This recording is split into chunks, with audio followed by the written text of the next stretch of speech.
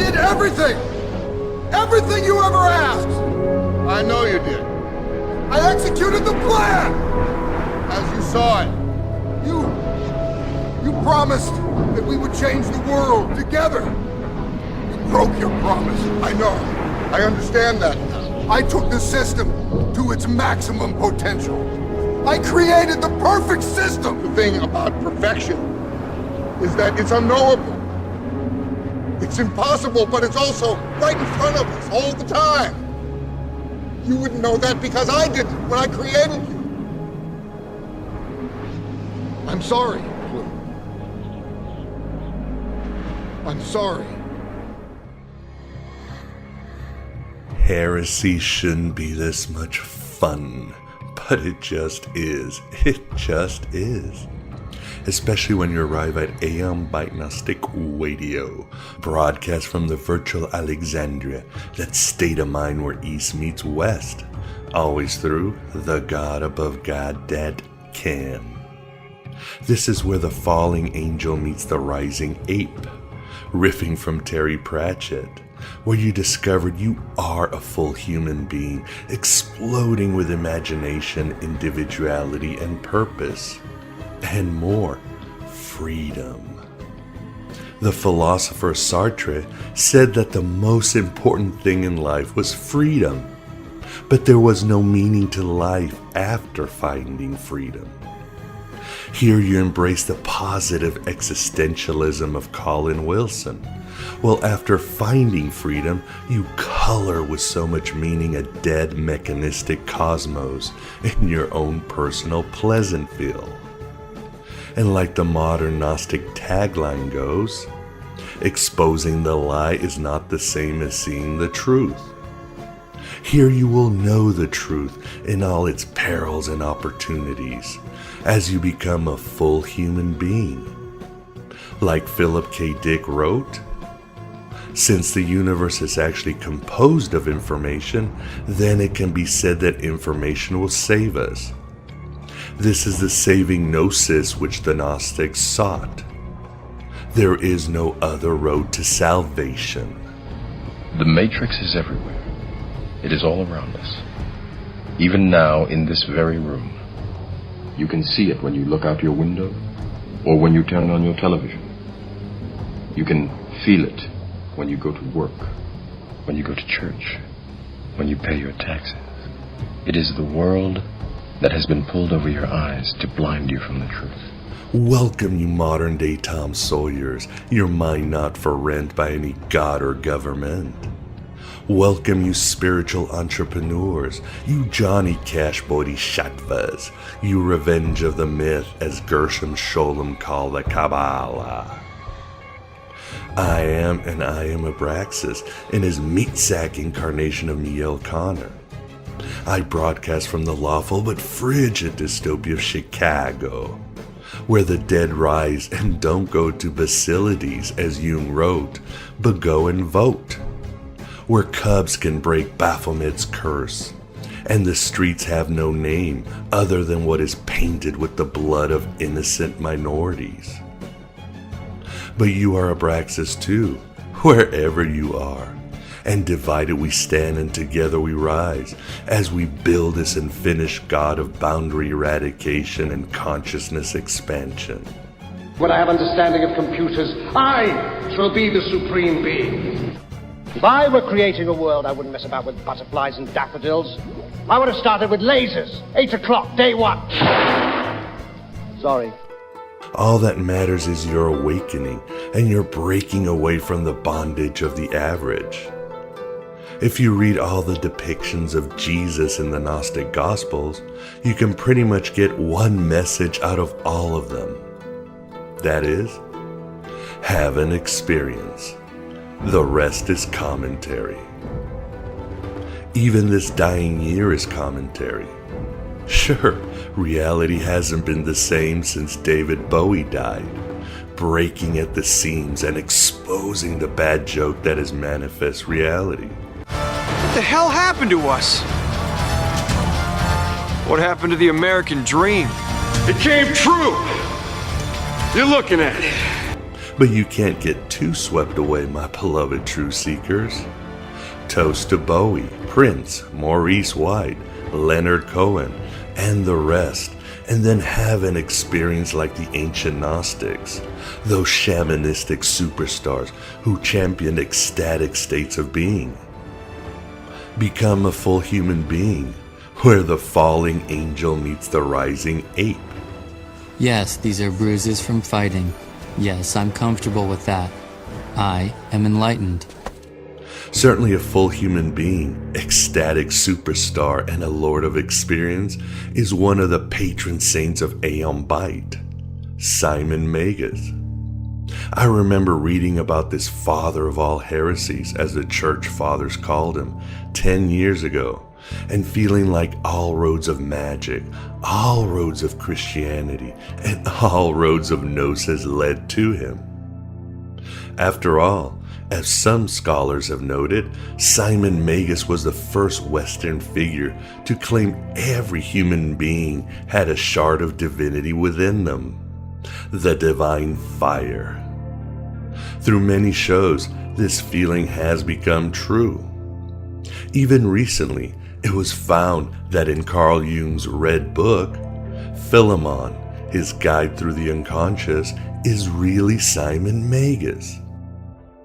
And as Philip K. Dick also said, Simon Magus lives. And there is so much more in past shows on the Standing One, Faust, or the Font of Gnosticism.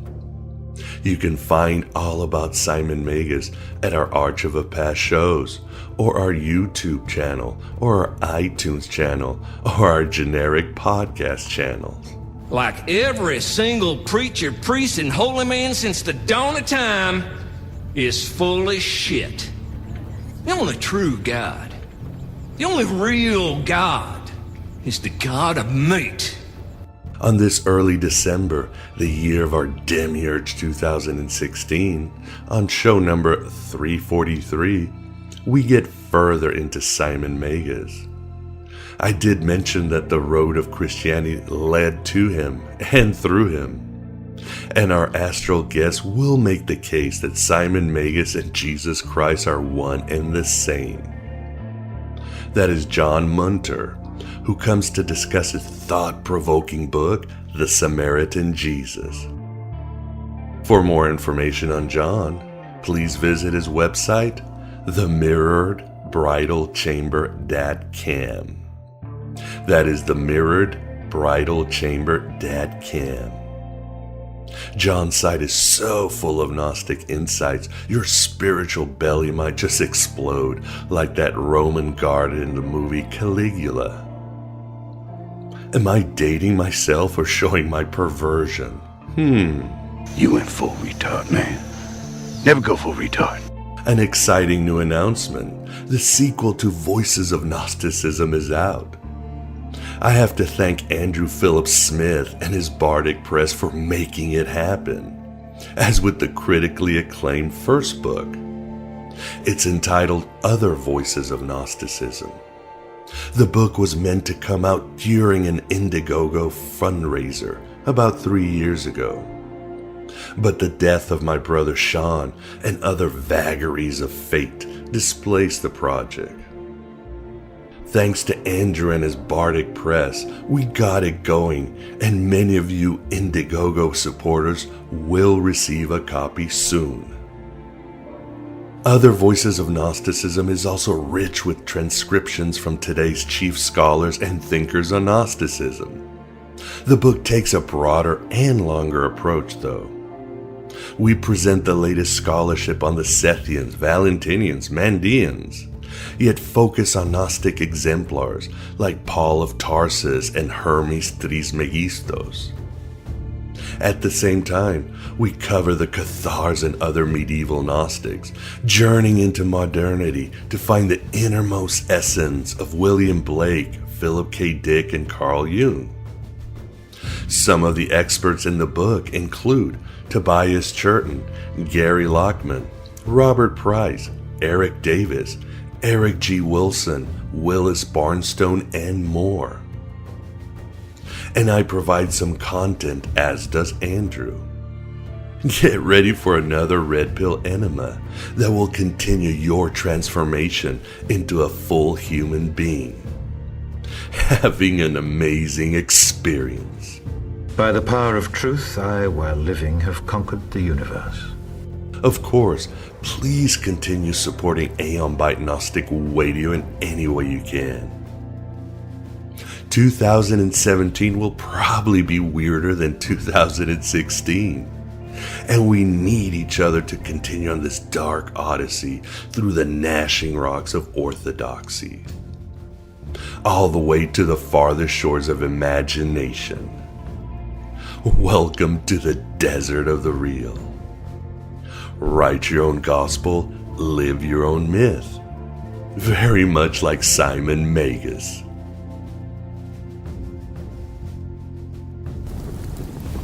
I've seen every shooting star since the first one. Every flash of lightning. I've heard the last gasp of each thing that ever lived. Nothing's interesting anymore. Nothing surprises you. Not a thing. The repetitiveness. The obstinate, dull repetitiveness of your father's plan is bewildering to me. The same lives lived over and over and over and over again. Is there a plan? It all has to turn into something. It has to pour out into something. But into what? And that's my weakness. Curiosity. But I'll stay as long as it takes. Forever. To witness the end. The final sunset, if there is one. Maybe on that day, late in the afternoon, seconds away, he'll want to start it all over again. From the beginning. He's done it before. Recreated the whole thing. Retold the whole thing. On a whim, with little differences that must mean the world to him. A branch that crooks in a different direction. One egg more or less than the nest of a flea.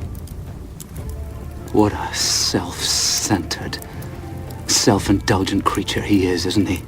Deaf, mute, insatiable. This is the Aeon Byte interview, and with us we definitely have the pleasure of being joined by John Munter to discuss his book, The Samaritan Jesus, and a lot of other materials. How are you doing today, John? Oh, great, Miguel. It's a pleasure to be on and honor with all the great scholars you've had in the past here. Oh, well, thank you very much, and certainly an honor having you on. So why don't we start with the meat of the matter, or the main event? You feel that Jesus and Simon Magus are the same person. How did you come to this conclusion? And maybe tell us a little bit about the process. Yeah, I found a whole constellation of factors that fit the same profile as together. They both utilized the Trinitarian formula, distinct from Hebraism, but which is at home in Egypt and India. They both had a consort of some kind, with Mary Magdalene being really a chief disciple and first witness of the resurrection. They both utilized magical techniques in healing. Jesus was depicted using wands, for example, to heal and to make water into wine, and raising the dead early on. And he had secret mark, too, which was something found by Morton Smith, wrote some great books on that. And it shows that Jesus was really doing initiations instead of raising the dead just before in Mark. This whole thing of secret mark shows that he took Lazarus in a session of maybe 6 days or so and did something with him there. And then you had, if you look at the oldest Jesus material, what would that be? Something that precedes the Gospels, something that precedes even Paul. You'd have to go to the material in the Eucharist, and there's like 5 different variations of that to go back to an Aramaic or Hebraic original. And so this Eucharist thing is really interesting because it's not Jewish, right? It's like mystery school stuff from Egypt, where you ingest the body and blood of a god. And so really strange stuff. And so even though I have tremendous respect for Robert Eisenman, and I couldn't have done what I did without a lot of his work, his conclusion after a couple of 1,000 pages books, he comes to the conclusion that whatever James was, Jesus was. Well, I mean, James was a kind of a, conservative Jewish guy, and I can't see him really ingesting the body and blood of a god unless he was put up to it by somebody else. It was part of a deeper mystery school thing going on there. And so, I just can't buy that Jesus and James, Jesus was this conservative, Jewish guy. And then, because it's really totally disgusting to the Hebrew mind to ingest the body of a god. Right. And they both had antagonistic relations to the temple. They were both leading disciples of John the Baptist. What's really strange to me, too, is you look at the Pseudo-Clementines, which was like a 5th, 4th century work or something, but it has Simon as the leading disciple of John the Baptist. Well, what happened to Jesus? It's very strange. They both refer to themselves kind of a deific way as a son, type of thing, and they were both broadly hated and lied about. And there's, the name Jesus, it really comes from Joshua, and the original was Joshua, meaning Savior. And so I considered, the word Jesus really referring to Savior, and you refer to your spiritual teacher, Savior, Lord, that type of thing. That's how I think that came about. And there was lots of great reasons to keep it all secret. Jesus was, according to the Jewish witness, he was crucified for magic, and he did a lot of magic stuff. And the Romans and Jews both hated magic. And so with all these different groups and all these different interests going on in Palestine, a very small area, there's lots of reasons to write a lot of allegories and keep a lot of things secret and change people's names and this and that. And it was done pretty regularly. You have this early Jewish Christian work called Joseph and Asenath, which is a play off of early Hebraic story. And scholars have been debating about what is it Jewish, is it Christian, is it this and that, and it's obviously very Jewish and it's very Christian with all the sacramental stuff going on there with the bread and the bread of life and all that stuff. And so it obviously comes from very early, and I think it was written as a memorial to Jesus and Mary Magdalene. And someone just recently wrote a book on that a couple years ago about that. And then I think Mark was the earliest Christian gospel written, and I think originally it was an allegory as well. It was kept secret and behind the priest thing. So if you join the mystery school of the Christianity, then you get the real stuff once you join, and you get to read Mark. And it depicted Jesus as being a magician, that type of thing, and which kind of separated out Christianity from Judaism. And then you have Josephus doing some of his own stuff we can get into later. So I think, and one big, before we finish the interview, I think we need to talk about Mary Magdalene in depth about her identification with Helen, the prostitute that supposedly Simon picked out of Tyre there. But in terms of the history of Jesus, I kind of go with Irenaeus thought that he was about 50 years old when he was crucified, and he uses the quote in, I think it's John, about "You are not yet 50," that one. And he also uses some information he has personally from the early apostles that Jesus was older. So I put Jesus' birth date about 15 BCE. I go with the Jewish witness that he was probably born out of wedlock. There's stories that healings by Jesus Ben Panteri, that type of thing that Morton Smith came up with from different Jewish witnesses. And so I think it's clear that, it was a big scandal, and of course the the four Roman Gospels cover that up with all these fantastic birth stories and that type of thing. But so he grew up as a black sheep, and he was kicked out of his home. I think his mother was married, maybe had some kids beforehand, and maybe so, and she was kicked out. And what I personally think is that she was on the run and in the Galilee area and looking for someone to take her in, that type of thing. And I think she was taken in by John the Baptist and his wife.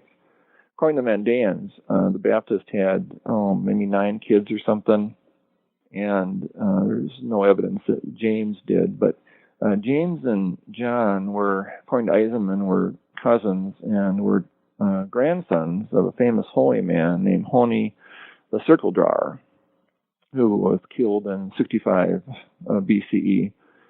It was kind of in the family business, I think, for religion, and I think they were both seen as legitimate contenders to be the high priest, the legitimate high priest, and that's why I think they got a lot of press as John the Baptist first.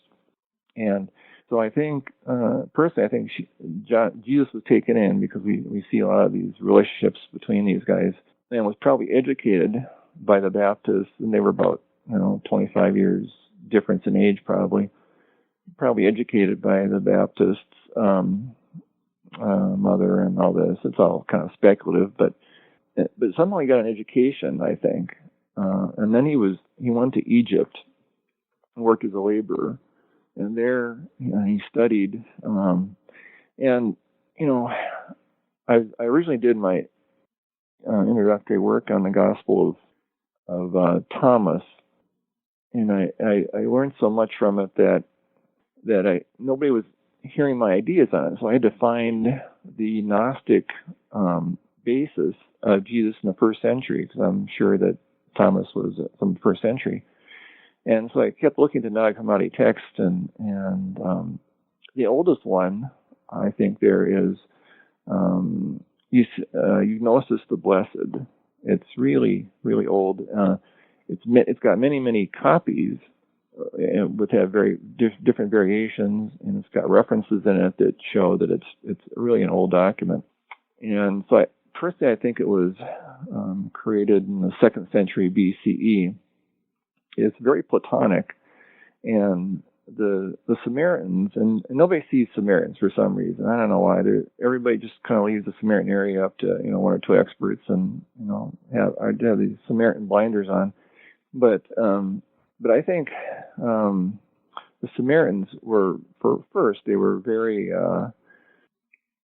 they weren't taken into exile, so therefore they had the original Hebrew idea that Yahweh had a wife and kids, and kind of a multi-religious platform there in terms of God platform. And so they were also much more influenced by the Greeks, and this is where I think Gnosis comes in, as they had to find a way to merge their ideas. And Gnosis divinizes God the Father, and then Adam and Seth, and he calls them divine man, image of, where is it? Image of man, and then Savior. So they're all divinized, and even though there is the God behind God, but then the first projection are these, and these three are also they have a female consort to them as well, so they're both male and female. So where the Son of Man comes in, Son of Man actually means Adam. And who is the Son of Man? Well, it's Seth. And so Jesus was literally channeling Seth. And so I think he studied in Egypt, and he studied Gnosis. All this really comes down, I think, from his Greeks. I think he was influenced by Heraclitus first, from the 6th century. Heraclitus' big thing was fire, and and everything else besides the fire. The fairest universe is but a heap of rubbish piled up at random, he says, and so he was really a mystery school guy, and everything is flux. You step in the stream, but you never do the same stream twice because it's all flux. And then shortly after him, I think Simon was influenced by Empedocles, very interesting fellow who's in the 5th century. He believed in reincarnation. He believed in recurrent cycles. He was a healer, a great healer, and he was an activist who overthrew the oligarchy. So it would have been a great role model for a young Simon to have followed. Empedocles was a little bit different. Metaphysically, he believed in 4 elements: air, earth, water, and fire. And they all got mixed up because of 2 other elements. One was love on the one hand and strife on the other. So love and strife. First, if you had love, then strife was kind of the boundary that protected love. So in the beginning, there was this unity. But then, since the world goes through cycles and recurrent cycles, then strife and things get mixed up, and you have, it's kind of like the big bounce theory, astrologically, the universe goes through, expansion and contraction and that type of thing. And interesting, so these are 6 elements here that Empedocles. Now, I don't have Empedocles in the book, actually, so this is new material. Hey, John, can I stop you right there? So to summarize, and so the audience knows, we have Simon Magus and his group, and they're practicing these mystery religions, this fusion. He's from Samaria, and they're practicing this fusion of esoteric Judaism and Greek mystical thought. And then they hide this work in allegory through a character named Jesus, and then this gets taken up by more Orthodox groups. Is that you might say, a good summary of what happened? Yeah, I think pretty much. Yeah. And then Jesus left Egypt. I think he went through a series of a growth as a human being. Martin Smith talks about different kinds of maguses. Like, first there's the one where you're just taken over by the spirit and you throw a fit and you're kind of a traveling roadshow there, and and then later on you become the magus where you have more control over the spirit, and then later on you could be the divine man who just walks around and things magically happen and that type of thing. And I think the 1st century was such a time of crisis. After Herod died, there was revolutionary fervor and people were killed and butchery happened, and the Romans were just generally kind of brutal. And so for Jesus to go around from village to village and begin to heal people, there was a lot of post-traumatic stress syndrome, I think, happening. And so things, were happening. We're healing with the blind and deaf, and a lot of it was PTSD, I think, too.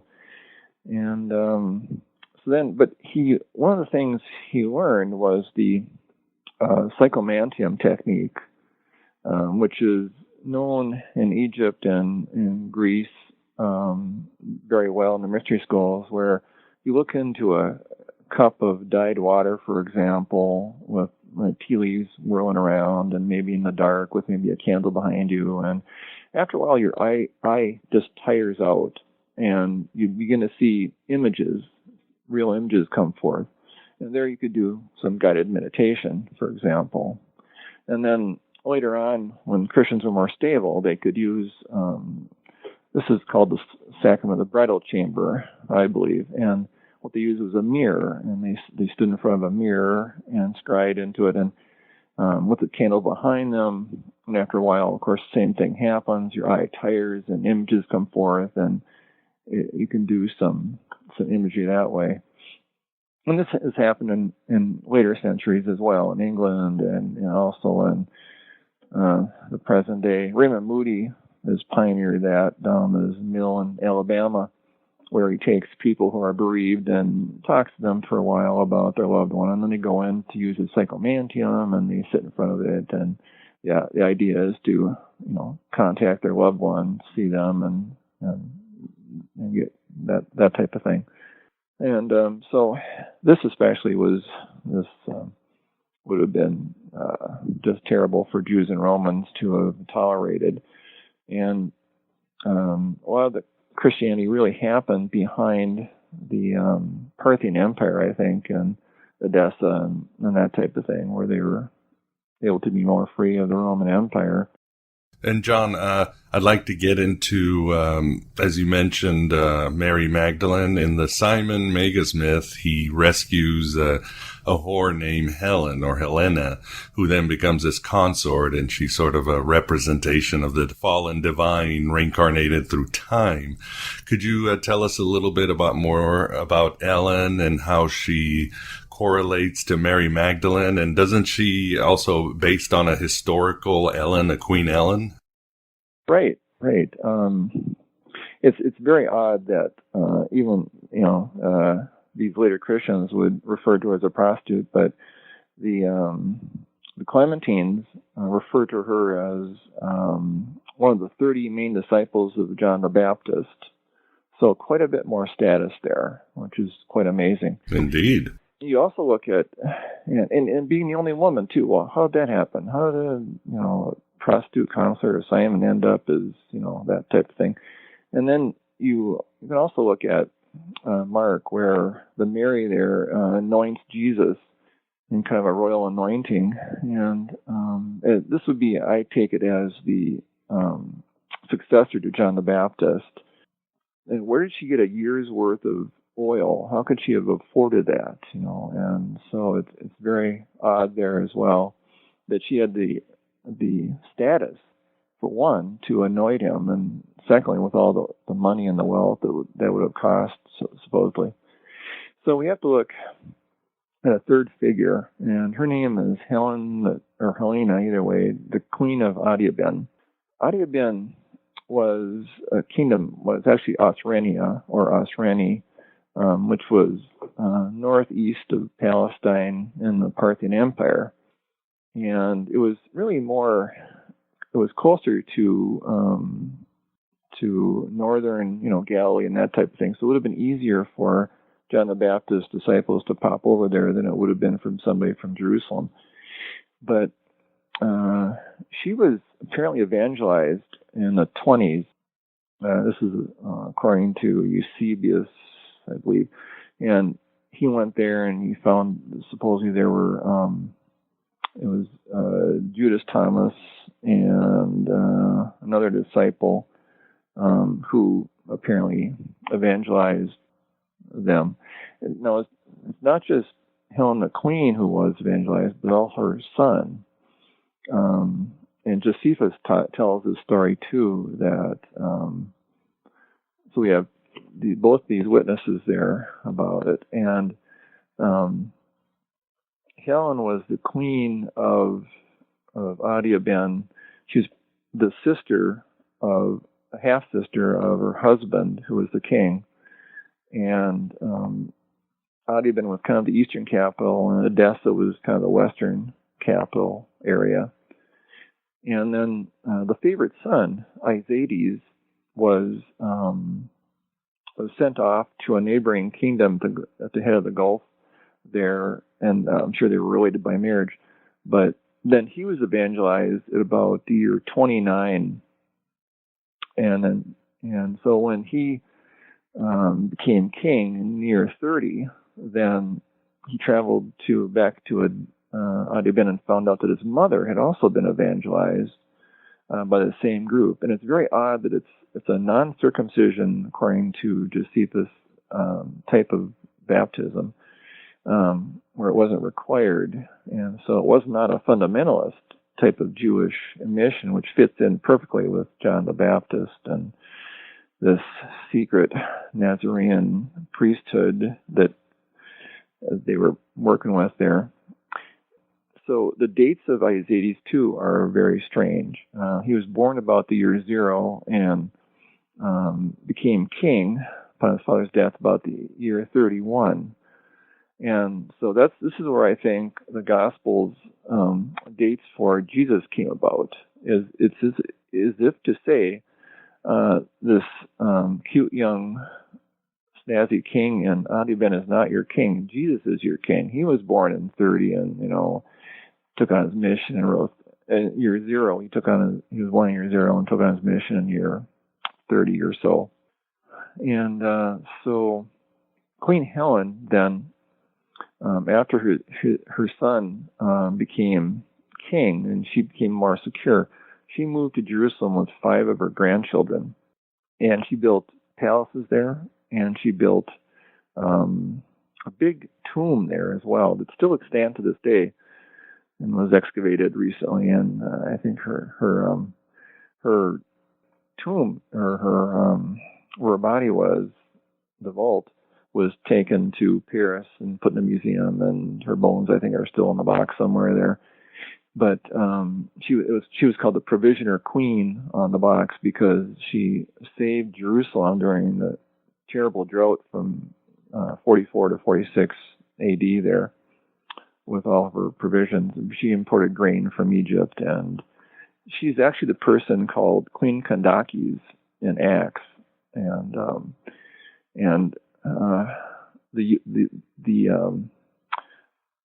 the actual eunuch who was talked about in Acts, and this is actually her son, which is a parody on King Isaides, because after he was converted, some conservative Jews came to Isaides and said, well, look, you're just not fulfilling the law. You've got to be circumcised. And so his mother vociferously disagreed, and the person who converted him, Ananias, did as well. But he decided he'd just go through with it anyway, and because he read the Old Testament, and so he got himself circumcised. So this is parodied by the idea of the eunuch in Acts. Anyway, but Queen Helen, she would have been in Jerusalem about the time that Jesus did. I mean, Jesus could have, and Simon could have, got out to Adi Ben and known them prior, but they were in the same area in Jerusalem. And Queen Helen is really, her identity has been hidden for many years because she was anathema to the Romans, since her descendants, her grandchildren, and maybe her children, fought against the Romans. And so she was part of this anti-Roman family here. And so she could not be talked about. Her identity was hidden by the rabbinical scholars. They used different names for her. Let's see. I think she was the person. She's also obscured in the Acts of the Apostles as well. I think she's the person who was Joseph of Arimathea, who had the wherewithal to request a body from the Romans, because she was a big power, and she funded Jesus, obviously, and she had and so I think the body was brought and taken care of her in her tomb, maybe not the big tomb, but in a tomb of hers. She also was quite a funder of the temple as well. She undertook 3 7-year periods of renunciation for a total of 21 years. The first 7 years were maybe because her son was involved in the war. The second 7 years, perhaps because she had touched the body of Jesus, and another 7 years after that, possibly because of doing the same thing with possibly Judas Thomas as well. But I want to get back to the crucifixion area, because I think Jesus was crucified about the year 35. That's what I wanted to talk about too. So Simon Magus / Jesus was he had you might say a bad ending. Yeah, and I think it's part of the thing about Barabbas in Mark is I think that was related to his incident. In Josephus, there is an incident called the Samaritan massacre, where the priests in Jerusalem got together, and I think it also involved Herod Antipas as well, got together and told Pilate that there was a revolution brewing and that he needed to go and, teach these people a lesson. This was basically a religious pilgrimage, most probably going up the holy mountain in Samaria. And so Herod went off and killed a whole lot of people, and Jesus probably escaped the initial roundup, but he was tracked down and brought before Pilate and released. Pilate realized he'd been snookered by the high priest and that type of thing. But then I'm taking a lot of this from the various, the Slavonic Josephus for one, and the Gospel of Peter and Josephus as well. So he was released, but then Herod Antipas and high priests were still after the hide of Simon. And so they captured him, and according to these, the bribe was they actually bribed Pilate, apparently, and he didn't want to be responsible for anything. But it was, and according to the Gospel of Peter, which was found about 1888, and just has kind of the last section of the Passion time in there.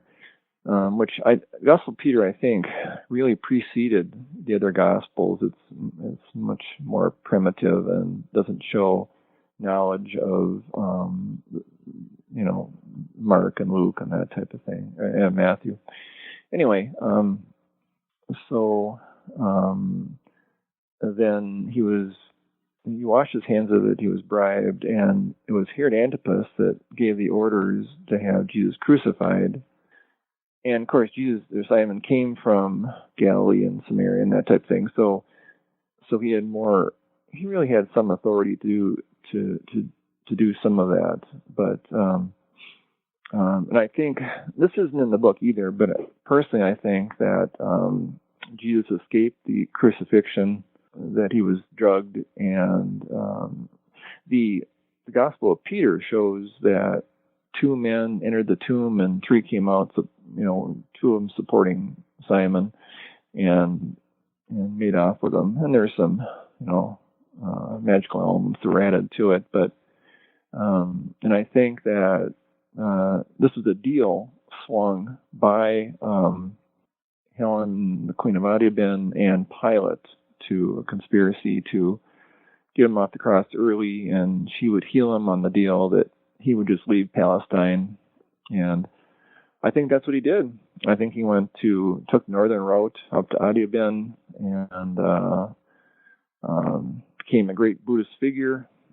He went to India and that type of thing. And I think there's some validation to that.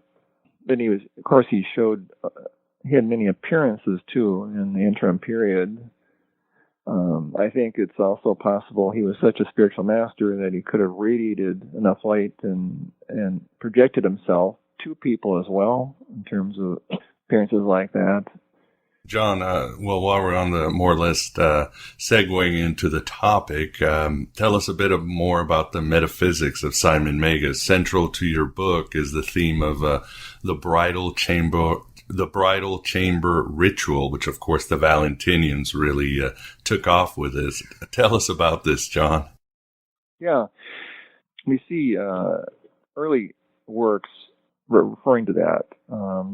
I think the earliest Christian work is Dialogue of the Savior, which is really a mix of 4 different little mini sermons along with a sayings list, and all kind of cobbled together, which came from the middle of the 1st century, I think, and then it was cobbled together by someone who had a consciousness of the Gospel of John, who added his own little special Johannian words in there.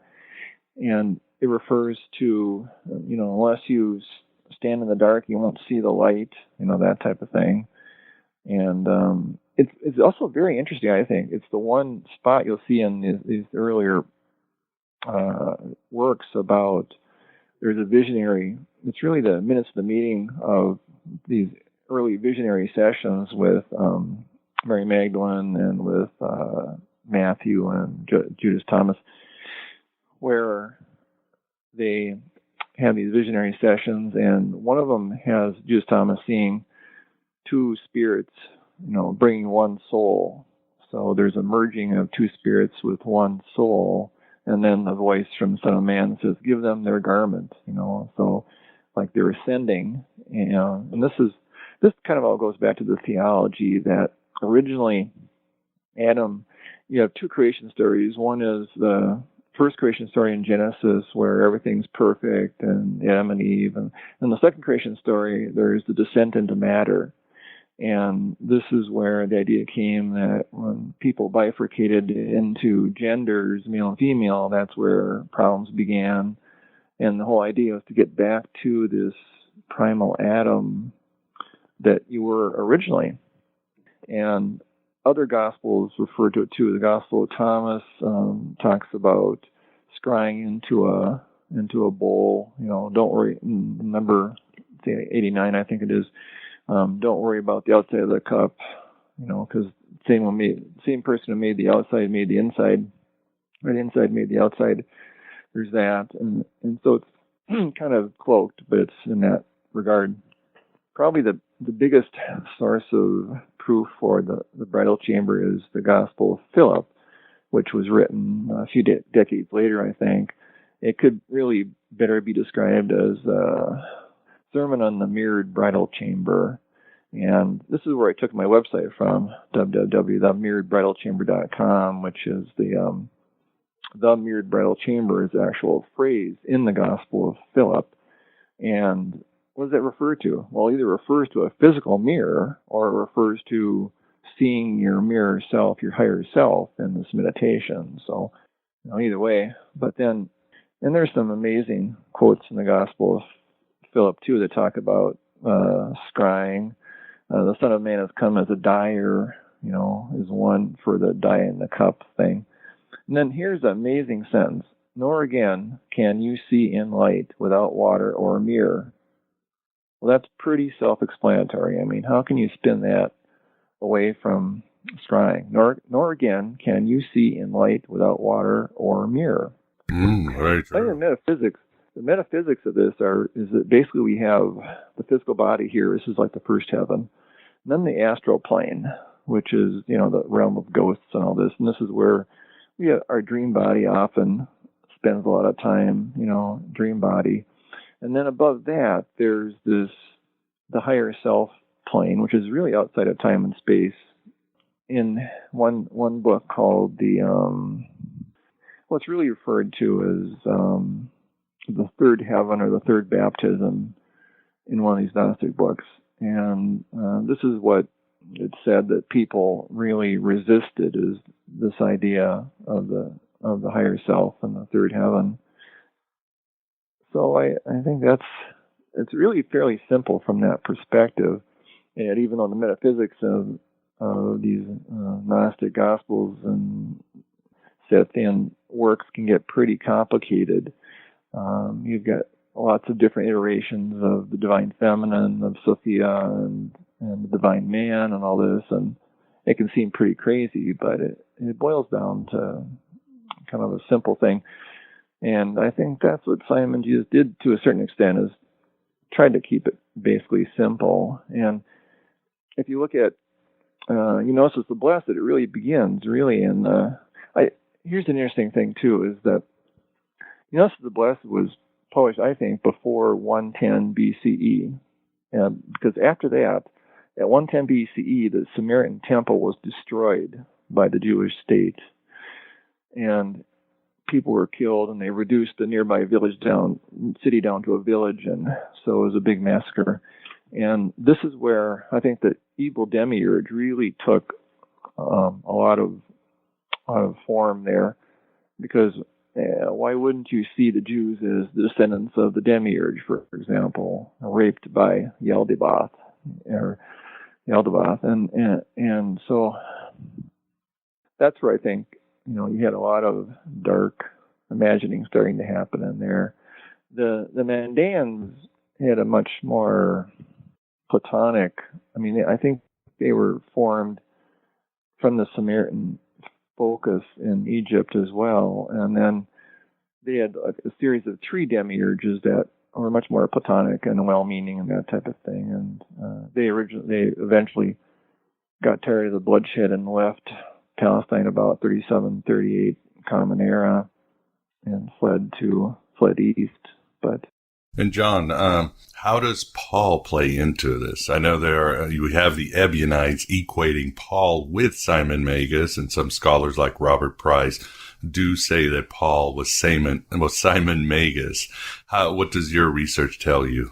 Yeah, Paul, interesting character, and recently too, I run across some stuff where scholarship on the letters of Paul, and it's really a swamp in there trying to figure out what Paul actually said and what he was and that type of thing. I mean, how many of these got? I mean, he was constantly being rewritten, so it's really hard to see some of this because Paul speaks out of different perspectives, here and there. I think he was a generation younger than Jesus, or at least somewhat younger, and I think Eisenman thinks he might have been the one to convert Queen Helen, but I think he was much too younger of a man, wouldn't have been trusted with something like that. I think he was basically a spy on Queen Helen to figure out, he was, according to Eisenman, he was a great-grandson of Herod the Great, and his aunt and his sister were both married to the temple treasurer. So he was deep into the power of in the center of the family there. And so I think first he was intelligence agent basically there. And I think he found that his family needed to separate themselves off from Jews because the Jews were constantly threatening revolution. And sooner or later they would accomplish it. And the danger would be for the Herodians, the ruling class, the tax collectors, all to be rounded up and killed along with the Jews, unless they could find a separation between them. So that's where I think Mark came about, is the magic Jesus, which was anathema to the Jews. And Paul, too, he said so many nasty things about the Jewish Christians and James's party and this type, saying even the devil could transform himself into an angel of light if he wanted to, and false brothers and that type of thing. Paul, according to Josephus, really even threw James off the Temple Mount at one point, and James escaped with a broken leg and survived. But James was thought as the most holy person in Palestine for about 20 years there, and then. After James was killed, and then Paul, I think we don't hear about his last part of his life because I think there's too much embarrassing information about how he was there trying to. He knew the primary characters, and so he was there on the behalf of the Roman Empire, trying to do more intelligence work with everything going on. But finally, he was killed by Nero, thinking that. Too many of Paul's associates were involved in the revolution, and so I think Paul finally got it in the end by Nero. But so how much was Paul a Gnostic, and how much, I just think they were basically interested in establishing a new religion.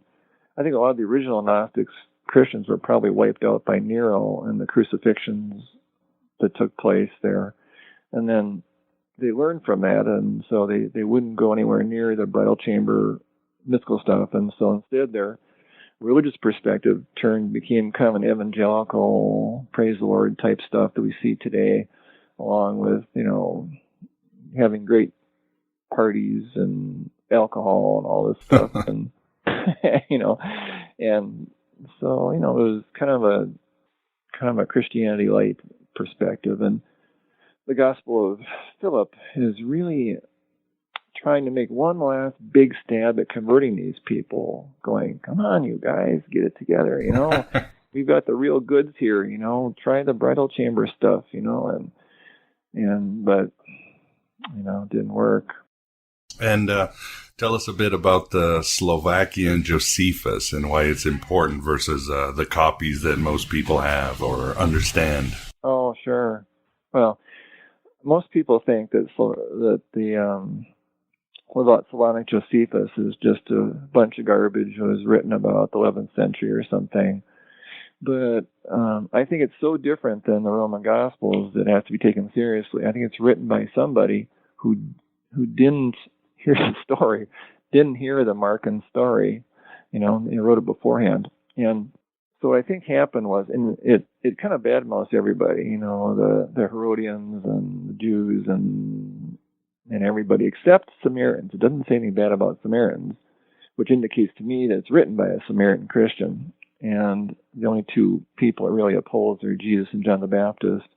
John the Baptist, and it makes a big effort to put him in the Greek mode of, telling truth to power, and like he didn't have any disciples or anything, and he was just out in the wilderness telling truth to power.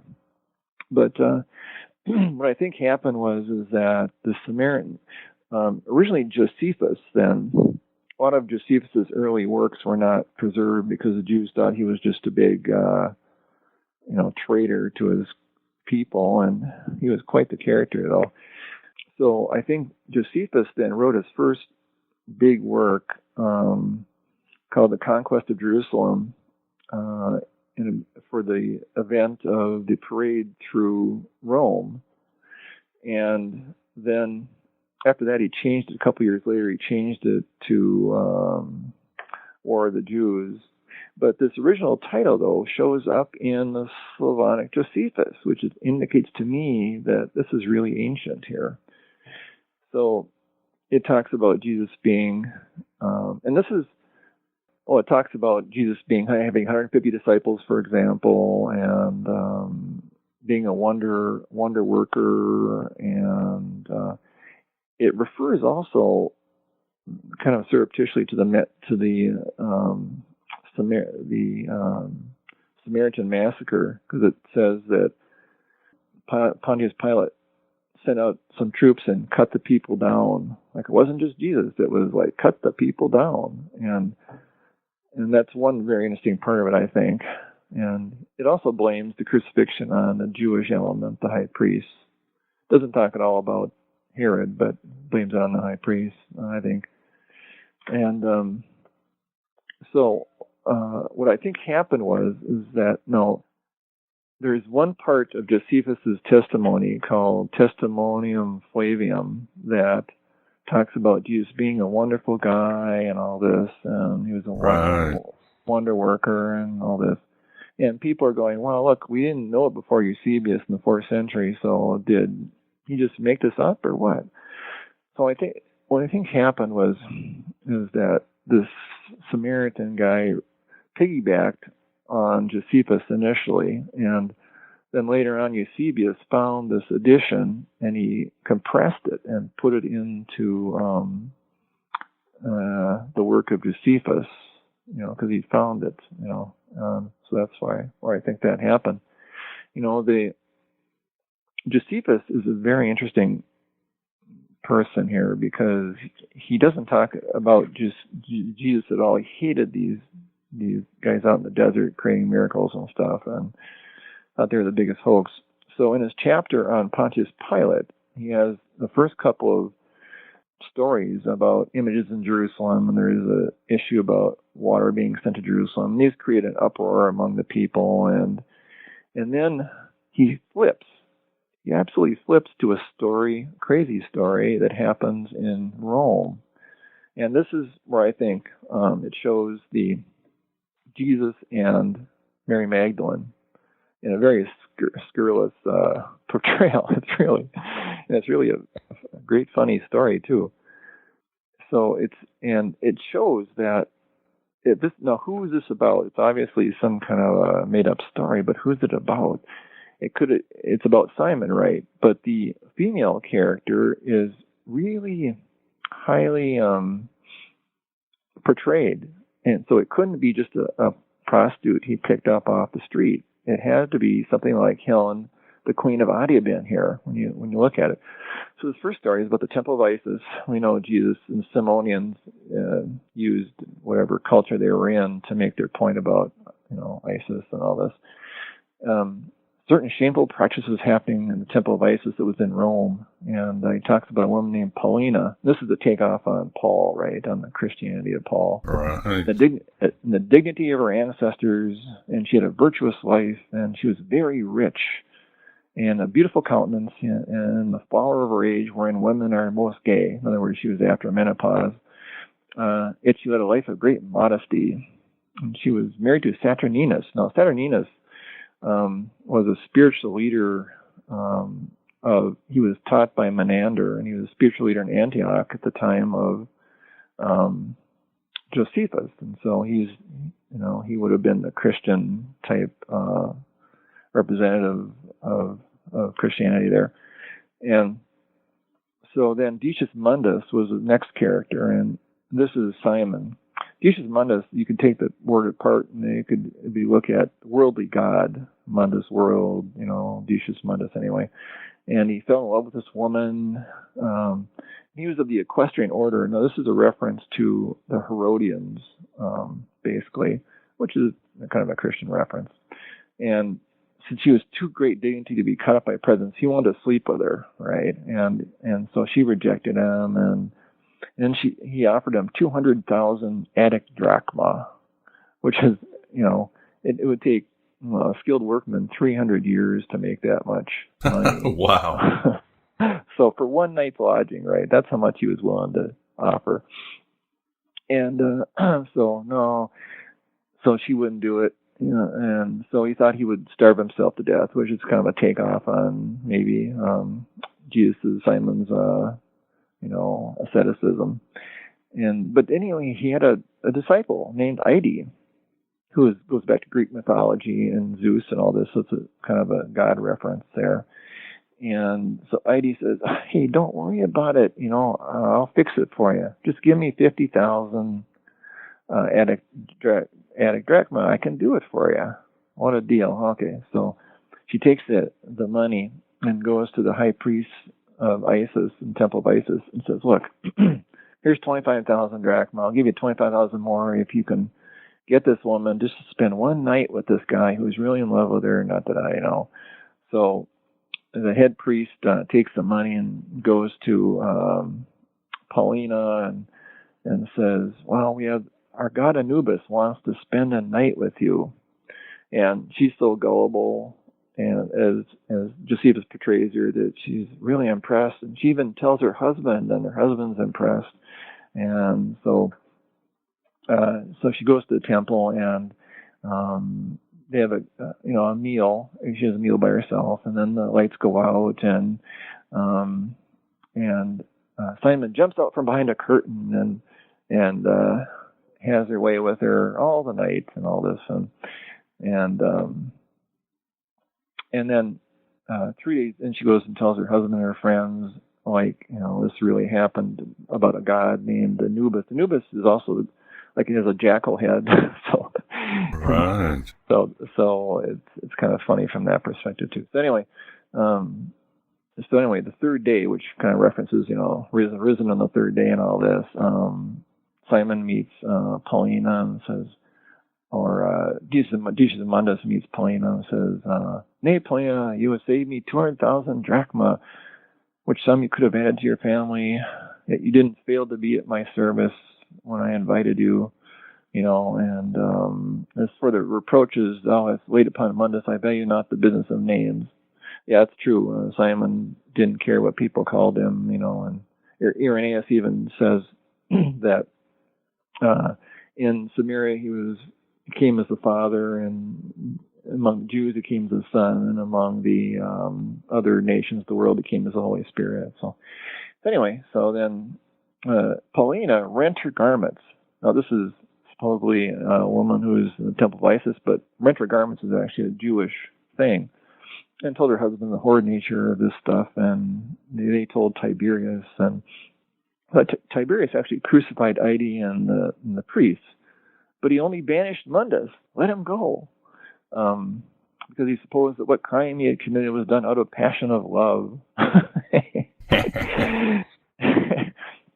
So this is, so we're not blaming the Romans here for the death of Mundus. We don't want to do that. So maybe it's an indication he did escape the crucifixion or something. But anyway, and there's a second story that follows after this that is much shorter, but where the man was a Jew. He'd been driven away from his country by accusations laid against him for transgressing their laws, but he professed to instruct men in the wisdom of the laws of Moses.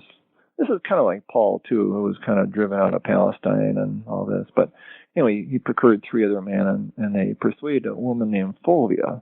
Now, Fulvia in the Roman history is the first woman on a Roman coin. She was the husband of, I think it was Mark Antony, who kind of ran Rome in her own right, as Mark Antony was off fighting wars and stuff. Anyway, she was a woman of great dignity and one who embraced the Jewish religion, just like Helen, Queen of Adiben, to send purple and gold to the temple at Jerusalem. Well, purple was used by the royalty, and so Fulvia had access to purple, apparently, here, and gold. And so, but these 3 men just used it for their own account, and they told, and the same husband, Saturninus, right, is the husband of Fulvia. So this is a purposeful input by Josephus to link these 2 stories and say, they're related, and these are just, kind of fables I'm spinning to tell us another story.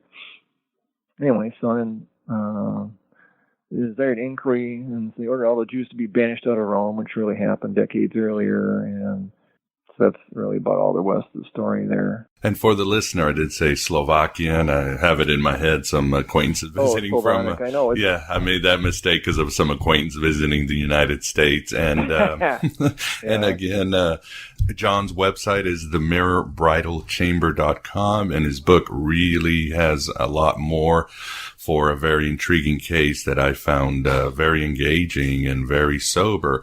But I think that's all the time we have today. I'd like to thank you very much, John, for coming on Aeon Byte and discussing the Samaritan Jesus. It was a lot of fun, Miguel. Thanks again so much. And see my website. My book, by the way, The Gospel of Thomas, is, I think, the best one out there. Even it's very short, but take a look at that too. I highly urge the listeners to take a look at all of his materials, and you'll find links and everything else at the website. A lot of good content. Again, thanks, John, and have a good day. Well, thanks, Miguel. Bye. Please support Aeon Byte Gnostic Radio in any way you can. A few shekels here or there. Join my Patreon campaign. Buy some of me reality-dispanding, mind-expanding books like Voices of Gnosticism, Heretic, or Stargazer. Subscribe to our archive of past shows. Your continued donations keep this Red Pill cafeteria open. The various avenues to assist me are found at thegodabovegod.com. Support alternative media, away from the few corporations that own all mainstream media. I should mention that I am an Amazon.com affiliate, so any books you order from thegodabovegod.com grant me a kickback. In fact, if you order anything, whether it's clothes, appliances, or sex toys, click through the site and I will get a kickback from that as well. Even if you don't order anything advertised at thegodabovegod.com. Much appreciation to you, Knights of Valis, Shining Crazy Diamonds, and Rainbows in the Dark who support this blasphemy on a week.